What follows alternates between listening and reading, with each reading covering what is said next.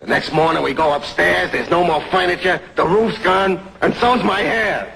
That tornado scared me so much it made my hair disappear. Have any hair on your balls? My mom and dad were the kind of couple that people always said would never split up. They'd always be together. They were the perfect couple. And then when I was 12, well, I'll never know why. It's really, I guess, none of my business. I had my own ideas, but they split up. And my sister went with my father, I think, out to California, and I moved to New York with my mom. Hi, Dad. Hi. Hi.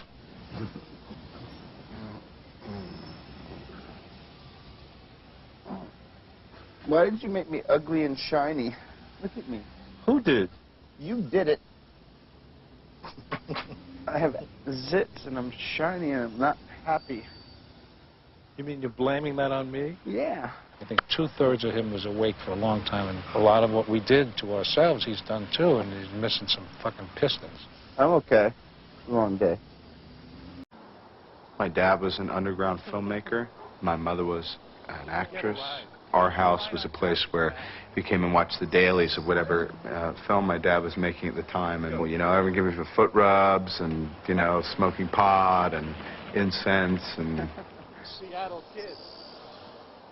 I think that a lot of us did things and thought it would be hypocritical to not have our kids participate in marijuana and stuff like that, so we thought it was cute to let them smoke it and all that. It was an idiot move on our parts, a lot of us, to share that with our children.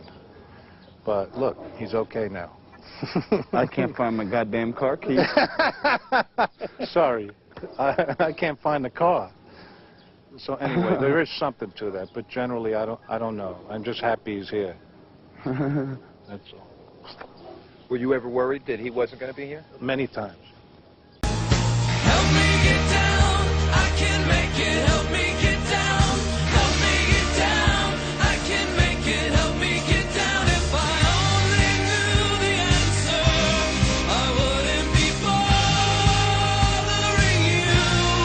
Father, help me get down, I can make it. Help me get down. Few outside of Robert's circle of friends knew how bad his drug use had become offset. As long as he kept churning out quality work, even fewer would notice. I can think of singers and entertainers that the people around them really don't care what they're using. They want to know, can you get up there and sing that song?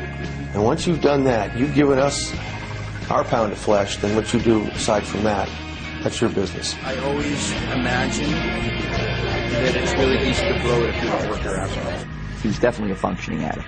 You can't point to movies and say, oh, look at that movie, you know, like he was sleepwalking through that movie.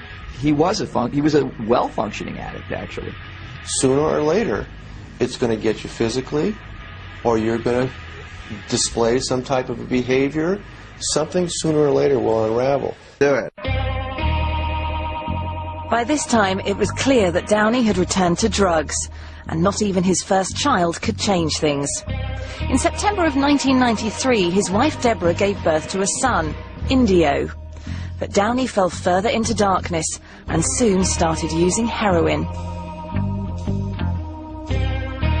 Robert Downey Jr. has said that it's around the time of his performance in Home for the Holidays, which was directed by Jodie Foster, that he started using heroin and also using drugs on set.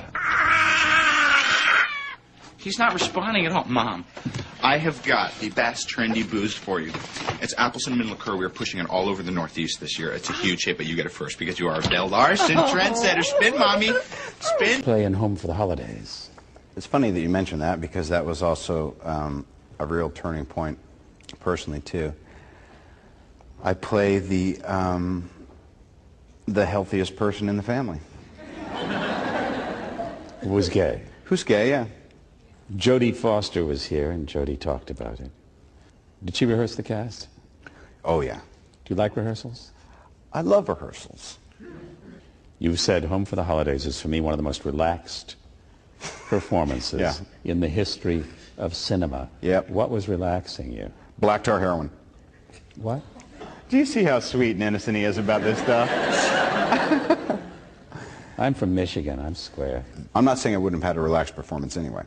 But I'm saying that if you came into my trailer when I wasn't working, I might have been constructing a large, 8th scale model of the space shuttle, and I had lots of projects going on in the room. And you were high on the set.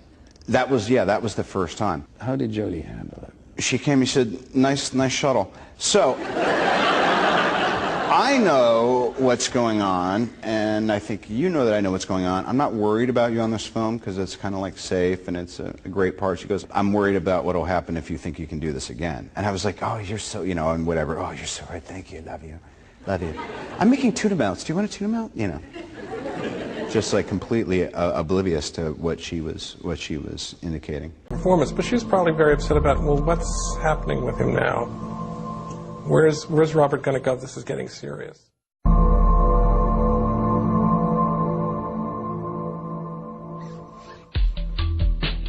For most of his 20s, Robert Downey Jr. was able to keep his heavy drug use out of the public eye.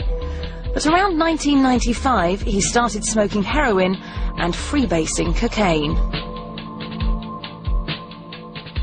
Whenever you start using heroin, period, but when you're using heroin when you're working, I think you're not going to go to a good place. I mean, that's the beginning of the end. Just 3 days after this call, Robert was picked up by the police again.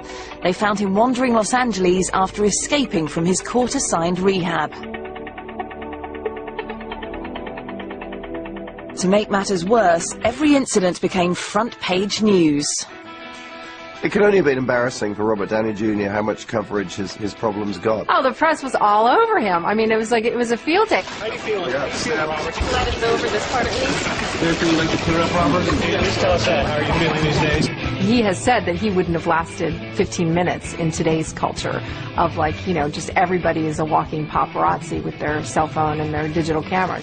When you're wandering into people's houses, you could be next minute wandering on the Pacific Coast Highway and get hit by a semi. I mean, really, it was dangerous and terrifying and sad. At Robert's third court appearance in the summer of '96, Judge Lawrence Meara of the Malibu Municipal Court told Downey in no uncertain terms, one more slip-up and it was prison. He then ordered Robert to a locked-in treatment clinic and 3 years probation. I think he went through some hardcore rehab. I think at least half a dozen, if not a dozen, different cycles of serious rehab, some time in sobriety, and then relapse, and then collapse. Despite the fact that this was real rehab and not a celebrity spa, Robert was allowed to leave the facility for work. James Toback saw what Robert was going through and decided to help in the only way he knew. Somehow seeing him in that courtroom, I thought, this is a good time to write something for him. Two Girls and a Guy was a big deal in that it came at a moment when Downey was in a lot of trouble. And the fact that Toback would hire him to make this film, I think really helped him a lot personally. I do think it was important for him to be working then, but that wouldn't be a reason to make a movie. And nor would he have wanted it that way. He was in no way looking at anything as a gift, a handout, a charity case. Shot in less than 2 weeks in one location, Two Girls and a Guy was a perfect showcase for Robert's talents. Downey rose to the occasion and gave one of the most harrowing performances of his career. In Two Girls and a Guy, he plays a guy who gets busted. He's got two girlfriends who accidentally meet each other, and so instead of breaking up with him, they sort of stage this weird emotional intervention. There's an emblematic moment in Two Girls and a Guy where Robert Downey Jr. He's lied, he's fooled people, he's fooled them both, and he's standing in front of a mirror and he's berating himself. Stop bullshitting everyone. Stop deceiving everyone. Stop doing this at yourself too. You should promise me this right now, like the real promise, the real deal now. There are a lot of actors who are ready to spill the beans in a way that makes you a little embarrassed. I don't know of any other actor who goes that far in giving up what there is to give up and can do it in a way that is hypnotic and not in any way cloying. That's the great gift.